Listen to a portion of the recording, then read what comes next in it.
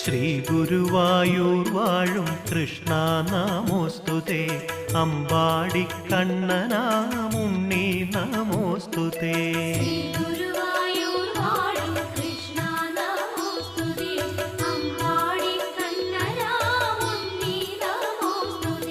വസുന്ധരതൻ പ്രാർത്ഥനയിൽ വന്നൊരുണ്ണി കൃഷ്ണനായി ശ്രീ ഗുരുവായൂർ വാഴും ശ്രീഹരി നമോസ്തുതേ.